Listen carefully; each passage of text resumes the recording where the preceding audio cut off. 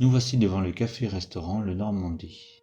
À notre gauche, du côté père, eut lieu un événement meurtrier dans la nuit du 30 septembre au 1er octobre 1941.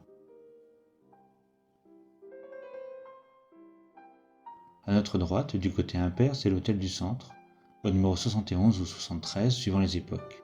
Et juste à côté sont nés un missionnaire et un abbé au numéro 69. Plus tôt, il y avait à cette adresse un vendeur d'oiseaux exotiques.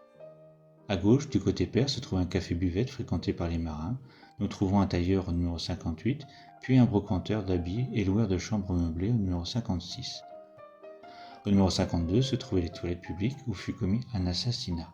Nous venons de passer devant la boucherie à la cheville du numéro 65 et la boulangerie Leroy's du numéro 63. Cette impasse nous mène au numéro 63 bis et 63 terre. Nous sommes devant 70 habitations abritant les Boël Mélin et Grisbec. Nous passons devant l'épicerie, le débit et la charcuterie, un autre débit, un réparateur de chaussures, puis un marchand de chaussures. Nous sommes arrivés devant l'entrée de l'école des frères.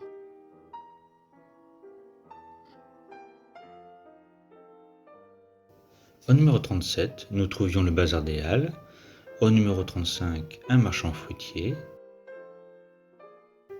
Nous passons devant le Boël de Villiers qui rejoignait la rue François-Lavieille. Ici se trouve la pâtisserie Brien.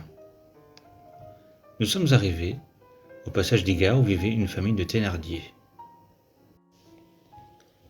Nous venons de passer devant l'actuelle boutique Simimi, qui est un des points de vente de mon livre sur la rue Aublé et ses alentours, paru le 20 novembre. Si vous souhaitez en connaître davantage sur cette rue, je vous recommande de l'acheter. Il retrace l'histoire de cette vieille artère cherbourgeoise au travers de la presse ancienne, d'anecdotes, de faits divers et de recensements, essentiellement celui de 1936, de photographies et d'autres documents historiques. Au revoir, à bientôt.